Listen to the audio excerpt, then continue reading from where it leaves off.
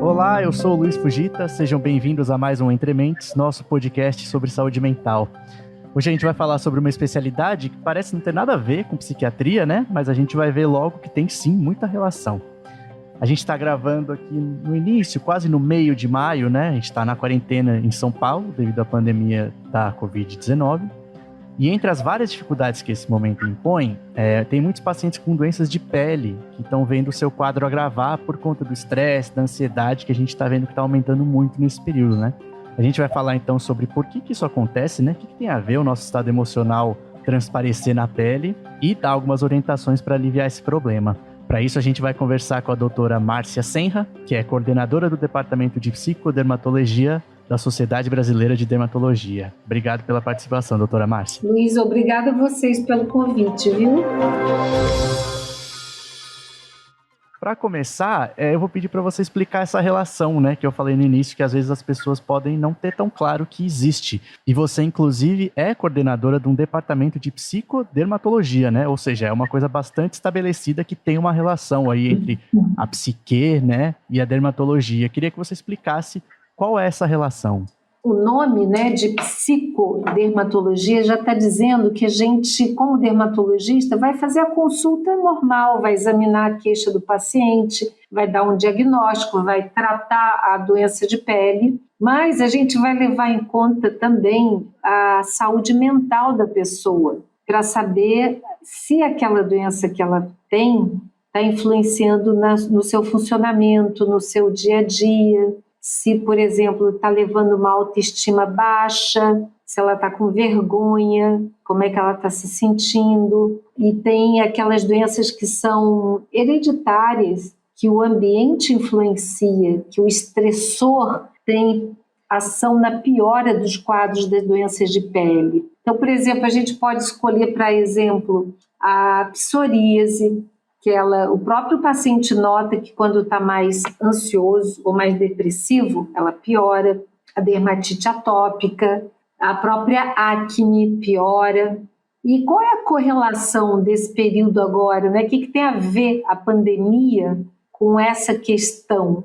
É que as pessoas estão se sentindo, pelo distanciamento, por estar se sentindo sem poder ter a rédea da vida na mão, alterações da vida em todas as áreas, na parte financeira, na parte familiar, na parte social. Então, houve uma quebra de alteração da própria vida de uma maneira muito rápida e muito, assim, imediata. Isso até a pessoa se organizar, se adaptar.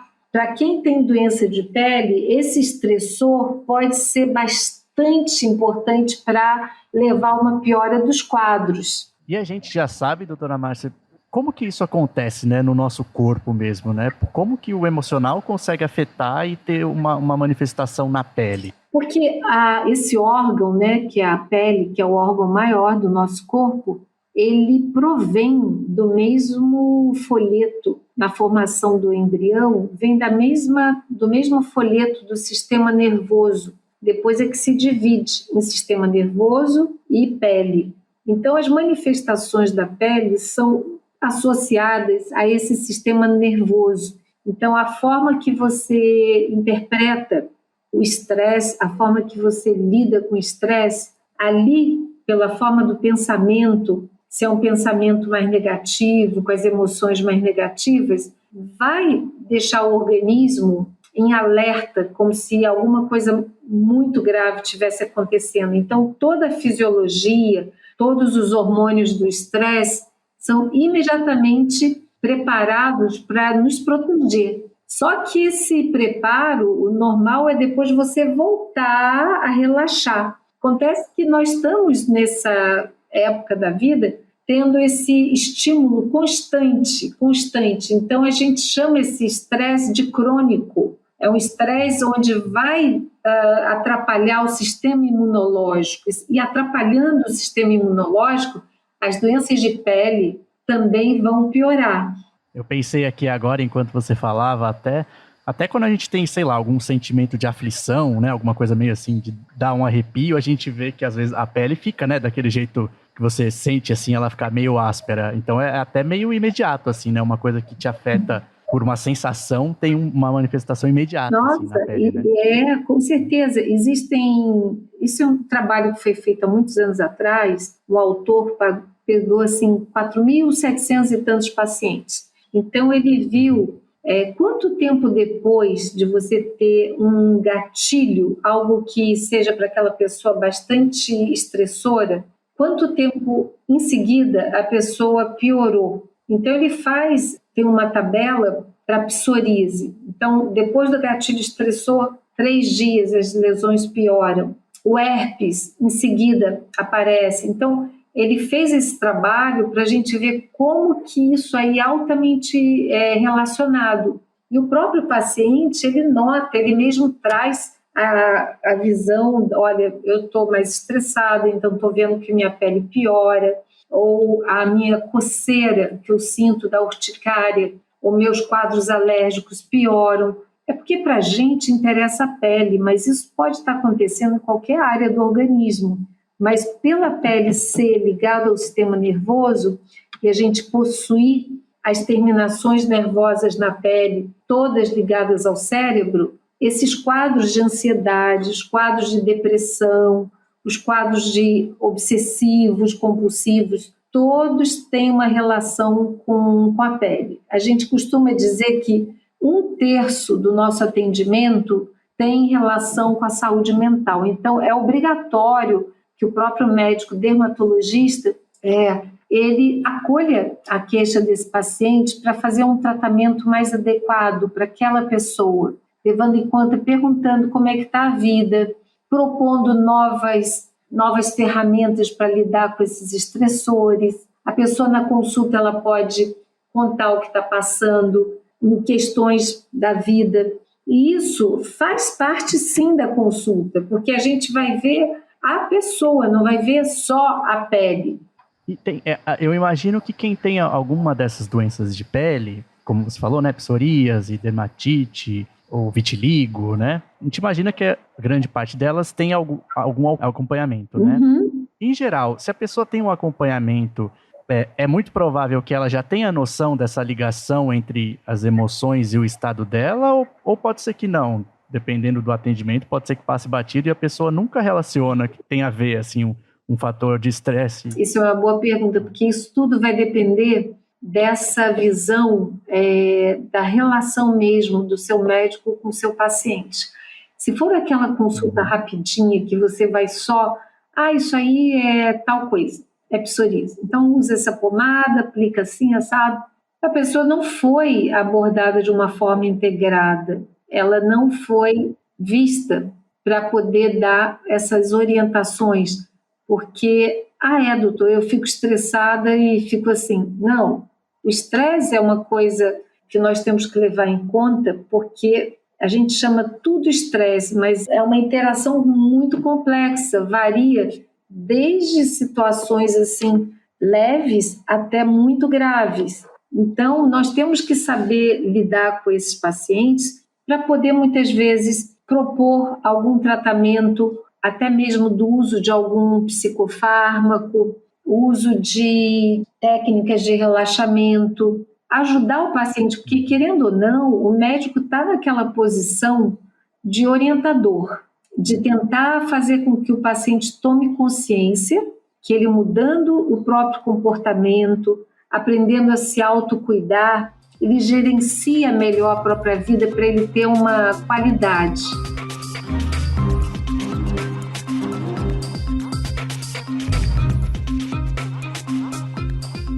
E, em geral, doutora Márcia, o dermatologista, acho que dependendo de cada caso, ele pode encaminhar, né, para um psiquiatra, se for o caso, indicar alguma psicoterapia, mas o que ele pode fazer nesse sentido da parte da saúde mental ele mesmo, né? Para começar a ajudar o paciente? Olha, eu posso contar um caso agora recente, que eu fui procurada.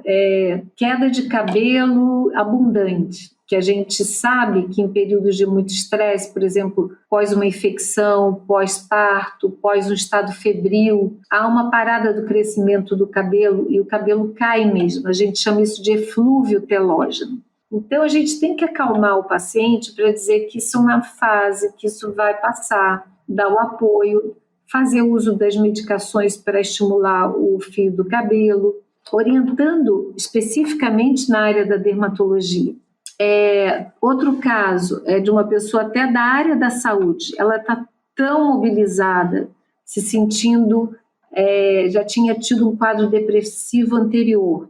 Então, uma lesãozinha que surgiu na pele, ela ficou cutucando, até sangrar. Quer dizer, a pele está sendo ali uma manifestação de um sofrimento. Então, não adianta o dermatologista falar, olha, você tem que parar de cutucar. A pessoa não está conseguindo. E também não adianta passar uma pomada, porque é um ato compulsivo. Então, nesses casos, onde a pessoa já tem uma alteração maior, que está atrapalhando o funcionamento, nós vamos conversar. Essa consulta vai ter que ser mais longa, talvez até dividindo em outras, para que a pessoa vá fazendo essa relação, entendendo essa conexão e podendo, dependendo dos valores dessa pessoa, das crenças, a gente apontar caminhos. Esses caminhos podem, a própria consulta dermatológica com essa visão, ela já é um medicamento, porque nós não vamos estar ensinando nada diferente que ela nunca tenha ouvido, mas o fato de ouvir daquele médico que tem um vínculo com essa pessoa já modifica a plasticidade neuronal, a pessoa já ouve com outra escuta. E também a gente pode iniciar um uso de um ansiolítico, um antidepressivo, para depois avisar, olha, eu faço parte de uma equipe multidisciplinar, que você converse, aí eu posso encaminhar para alguém da área, que o nome psiquiatra afasta um pouco, porque existe muito preconceito ainda, né? Mas se a gente retira esse modo de olhar do psiquiatra como sendo, puxa vida, então eu estou tão mal assim que eu vou tomar tarja preta, quer dizer, você tem que perguntar para o paciente o que ele pensa sobre o uso, ver se ele tem abertura para poder tomar uma aceitação, explicando que do mesmo jeito que você repõe uma química quando você tem diabetes, você também precisa repor uma química para que seus neurônios se liguem de uma forma mais adaptada. Então, tudo vai da forma que você explica, da forma que você vai, aos pouquinhos, fazendo com que a pessoa entenda que desse jeito ela não está dando conta sozinha, que ela vai precisar de um apoio maior para daqui a pouco ela aprender a se adaptar de uma maneira mais fortalecida lá na frente. E pela sua experiência, doutora Márcia, acontece só de você se dispor a ouvir, né, alguma coisa que pode estar afetando a pessoa naquele momento, você nota, assim, que isso já tem uma diferença ali na consulta mesmo? Nossa, é interessantíssimo, porque os resultados, a gente nunca tem certeza do que esse paciente vai realmente ouvir e o que ele vai trazer de retorno. Então, às vezes, são experiências assim bastante prendentes, porque algum toque que você deu ali na maneira que você falou com o paciente, aquilo já promove uma consciência que a pessoa já vai refletir sobre aquilo e traz depois, olha, eu comecei a fazer isso, eu comecei a fazer aquilo que a senhora indicou, eu procurei ter instruções sobre determinado assunto, que você vai percebendo qual é o jeito daquela pessoa se tratar. Então, você, dentro daquele arsenal terapêutico, você vai apontando caminhos, porque se você faz uma receita para uma pessoa, é totalmente diferente de fazer para outra. A maneira que ela vai entender a receita, a maneira que ela vai aderir ao tratamento também muda muito. Teve uma vez, eu até lembrei aqui, um caso exatamente que nem esse que você falou, de caiu o cabelo, assim, né? Ficou um pedacinho sem cabelo, há muito tempo já, comigo mesmo, né? Fui numa dermatologista e tal, e aí eu fiquei numa situação, assim, que ela passou lá alguns medicamentos e recomendou, né? E tem muito cara de ser uma coisa devido ao estresse, então precisa controlar esse estresse. Só que a própria queda do cabelo era um fator estressante, né? Sabe? Então eu ficava com algum fator estressante que fez cair o cabelo. E aí, depois que eu tava nesse tratamento, eu falava, nossa, eu preciso ainda não me preocupar com o cabelo que tá caindo, né?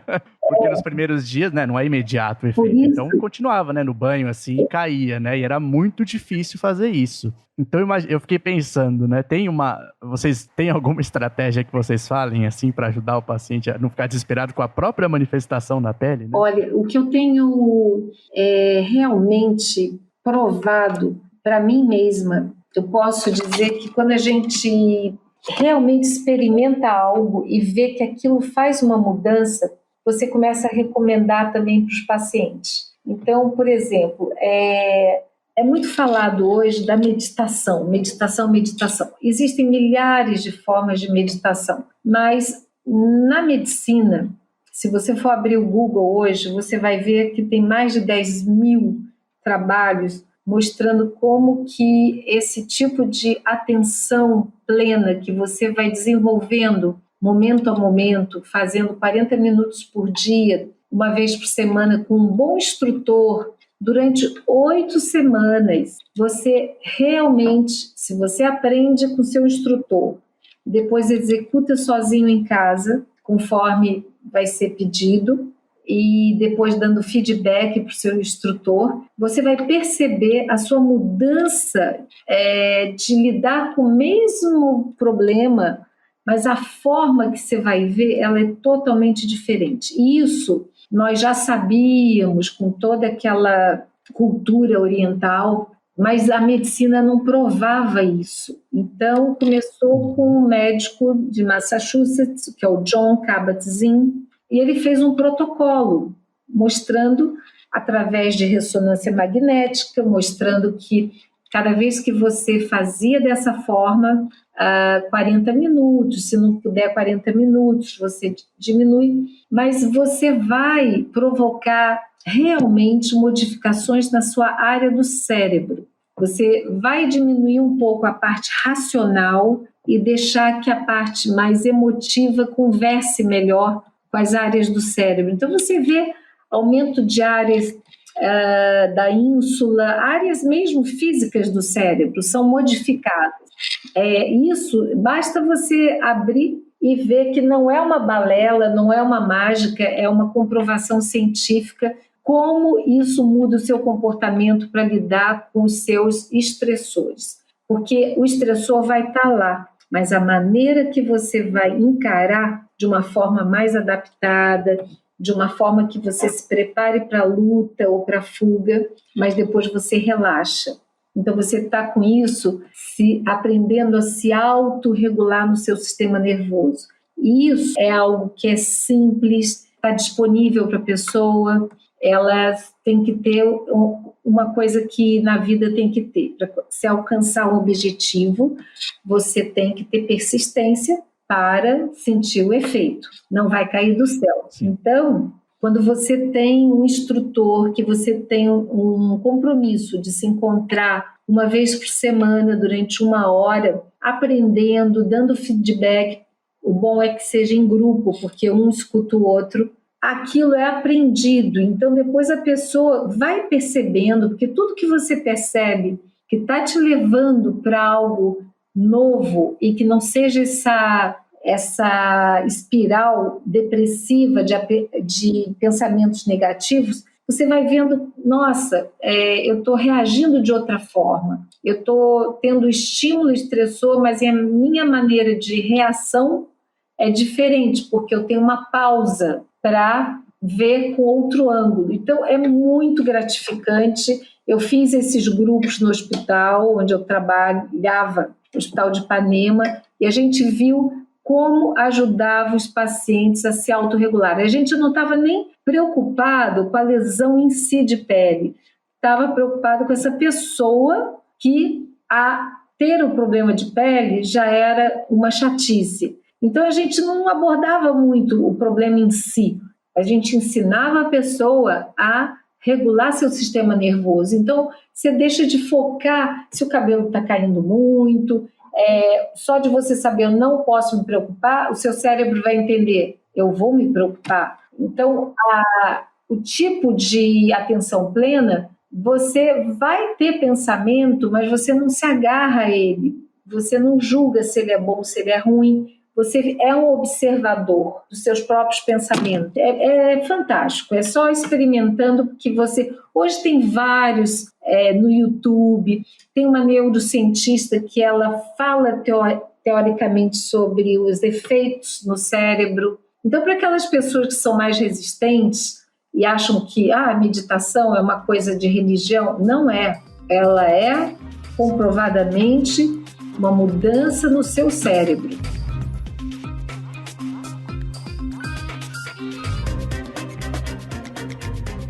E como você falou, doutora Márcia, porque às vezes as questões práticas, né, viram um obstáculo, ainda mais se uma pessoa já é um pouco avessa à ideia. Uhum. Mas é uma coisa que se aprende e ela pode levar pro resto da vida sozinha, né? Não é uma coisa que ela vai precisar a vida inteira ficar engajada e sei lá, como se fosse uma aula toda semana, né? Eu vejo por mim, como me fez tão bem para lidar com pressão de hospital, para lidar com muita demanda. Eu fiz a experiência de passar uma semana sem fazer a prática e depois fazendo. A maneira de se comportar, ela é muito mais tranquila.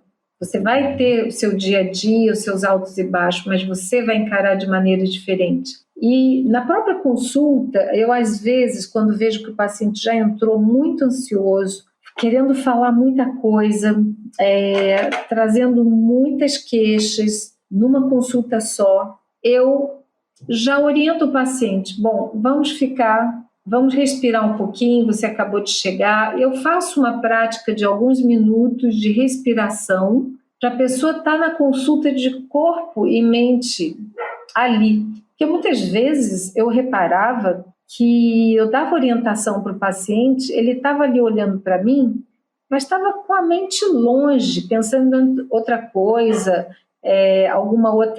algum outro compromisso, e não estava ali. Chegava na rua e falava, é para tomar como mesmo, hein?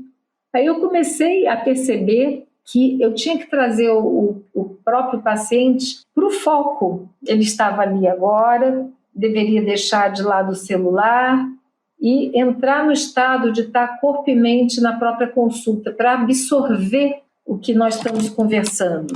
Doutora Márcia, eu sempre quando eu faço essa pergunta, eu ressalto que a gente sabe que o Brasil é muito diferente, né, nas regiões, mas como que é entre os dermatologistas, assim, esse cuidado com essa parte?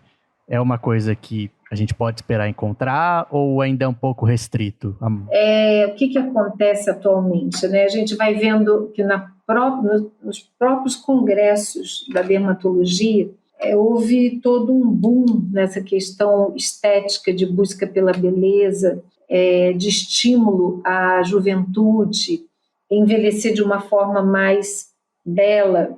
Então, houve muito incentivo da indústria e tudo, promover muitos tratamentos para o externo, né? Simplesmente para o externo. Mas a gente via que esse externo, muitas vezes, não dava aquela felicidade que a pessoa estava buscando. Era uma felicidade ilusória. Agora, eu noto que vai depender muito da visão do seu médico. Se você ficar estimulando cada pessoa que senta no consultório, o próprio médico ficar dizendo, você não quer fazer isso, você não quer fazer aquilo, você está estimulando a pessoa ver que tem alguma coisa que não está boa. Então, primeira coisa, eu acho que a gente tem que ter o respeito a ter uma escuta da queixa do paciente. E, aos poucos, você usar alguns recursos para propiciar, sim, uma autoestima que é válida, porque isso ajuda muito a pessoa a se ver com uma imagem mais adequada, dentro da sua faixa etária, mas orientando que cabe ver de uma forma integral a alimentação, o seu exercício, Porque o movimento corporal, às vezes a pessoa está super esticada, mas quando vai levantar da cadeira, está totalmente retesada, sem um corpo alongado. Então, há uma discrepância entre o corpo e como a imagem corporal da pessoa está se vendo. E a gente atende muita gente com esse transtorno da imagem corporal. A pessoa está se vendo com um defeito, apontando esse defeito de uma forma assim muito grande, e na verdade não é tão grande. É como se fosse também a pessoa que está com anorexia e se vê acima do peso. É um distúrbio que também tem que ser tratado. Então não adianta o médico fazer procedimentos e tudo numa pessoa que psiquicamente não está bem para fazer o procedimento. Então é uma abordagem assim que eu acredito que nós estamos assim, os médicos vão vendo com a vida que a consulta não fica boa e você fica cansado desse tipo de consulta, então vai procurando outros saberes. Em outros lugares que eu tive a oportunidade de ver, na Alemanha e tudo, é um tratamento todo conjunto.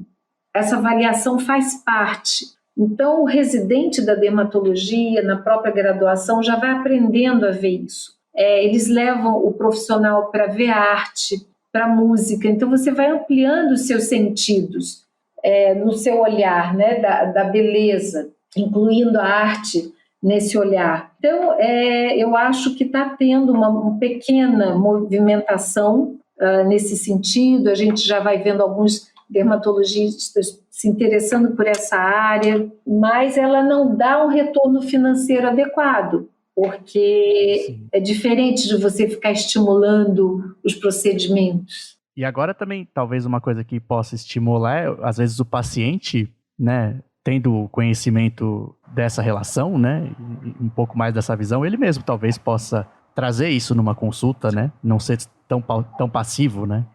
Eu noto que a gente tem que ter muito cuidado, porque alguns pacientes estão totalmente fechados para essa abordagem. Há um pensamento assim, eu vim ao dermatologista, eu não tenho que ficar contando nenhum aspecto da minha vida psicossocial nessa consulta. Então você tem que saber quem está de frente a você, porque nem todo mundo já faz uma relação médico-paciente de empatia imediata. Isso é construído.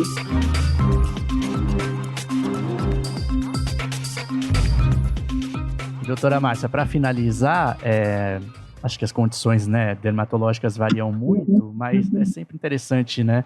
As pessoas se interessam e tem muita coisa errada, né, na internet, então acho que vale a pena a gente voltar um pouco para a parte física, né? Pode se recomendar de maneira geral, assim, para cuidados com a pele, e não só pessoas que tenham alguma condição, né? Mas em geral, o que faz bem para a pele? Algum cuidado que possa ser todo dia ou com alguma periodicidade? São os cuidados básicos de você perceber se sua pele está muito ressecada, então você diminui o banho muito quente, fazer o uso de um sabonete próprio. Por exemplo, tem pessoas que não têm uma barreira cutânea protetora bem adequada, então não adianta tomar banho com sabonete muito que retira a oleosidade da pele. Então ele tem que usar um sabonete próprio para a sua pele. Hidratação é muito importante. A hidratação, logo depois a pessoa pode fazer uma automassagem passando hidratante na própria pele. Usar depois do banho? Sim, logo após, porque quando a pele está ainda úmida, espalha melhor o hidratante. No rosto, sempre usar um antioxidante, algum derivado de vitamina C, algum clareadorzinho para o ambiente não ir manchando a pele, não deixar fotoenvelhecimento, né? O uso do protetor solar, isso é o básico. E aí vem os outros procedimentos, que são mais do externo, os lasers, os microagulhamentos, os preenchedores, um pouquinho de botox para relaxar a musculatura. Isso feito com bom senso é muito bem-vindo. Não sendo só uma busca desenfreada por algum padrão, né, que se cria. Esse aqui é o perigo. E se você notar, agora já está havendo um movimento, tem um movimento já que começou chamado Positive Skin, é um movimento de mostrar a realidade da sua pele de uma maneira positiva. Então, tem modelo em revista com vitiligo, mostrando que ela é modelo e ela pode se apresentar com aquela pele manchada, que o que vale é todo o entorno, não é só a pele. Então, a gente começa a ter uma mudança de aceitação. Agora, com a pandemia, está se voltando a ter novamente uma busca pelo simples, como se o simples fosse o novo. E tomara. Você vem percebendo isso, sim, por parte dos pacientes, uma consciência nesse sentido? Sim, eu já percebo porque nesse momento todo, o próprio paciente não está buscando fazer o que fazia mensalmente na procura de fazer procedimentos o tempo todo. Ele está, ao contrário, ele está com queixas da pele, ou do cabelo, ou da unha, em que está percebendo que esse confinamento, essa mudança toda, essa falta de controle da própria vida, o quadro de ansiedade, depressão, está afetando tudo isso. Então, ele quer cuidar do que pode, do básico. Ele quer orientações básicas, de uma medicina básica. Doutora Márcia, como sempre eu deixo em aberto no final para alguma mensagem ou falar sobre algum tópico que a gente não tratou aqui, que você considera importante, mas meio que como uma mensagem final para quem ouviu o programa. Eu acho que é a pessoa ser vista, fazer um bom vínculo com quem você escolheu para se tratar, fazer sempre sentindo essa abertura na própria consulta, sendo delicado e às vezes até apontando isso para o seu médico, olha, eu estou sentindo necessidade de um tempo maior, sabe? Porque as pessoas acabam se fechando, indo a outro, e não fazem mais vínculo. Então, isso tem uma parcela que é do próprio médico, mas tem uma parcela do próprio paciente que troca com muita rapidez. Então, essa fidelidade, essa construção de um vínculo, ela é muito importante. Muito obrigado, doutora Márcia. Acho que tiramos bastante dúvida das pessoas e acho que foi até fomos além, né? Falamos bastante sobre essa questão da saúde mental, né? Foi ótimo. Tá bom. Muito obrigado. Nada, um prazer. Obrigado por terem ouvido mais esse Entre Mentes, né? Esse assunto, para muitas pessoas, a dermatologia pode parecer uma especialidade fútil, né? Muito ligado só à estética, mas é importante a gente resgatar isso, que é uma especialidade fundamental, né? Tem muitas doenças que trazem muito transtorno na vida da pessoa, além dos sintomas das doenças mesmo, né? Podem ser verrugas, coceira, placas, manchas, não são qualquer coisa, né? Para a pessoa, ela traz muito sentimento de discriminação e aquilo vira um problema também de saúde mental, ou como a gente aprendeu aqui, né? Às vezes a saúde mental também provoca manifestações na pele. Então, se você tem algum desses problemas, leve em conta, né? Que pode ter alguma coisa emocional também influenciando. E aí leve isso para o seu dermatologista e fazer um acompanhamento completo, caso seja necessário. Obrigado, até o próximo.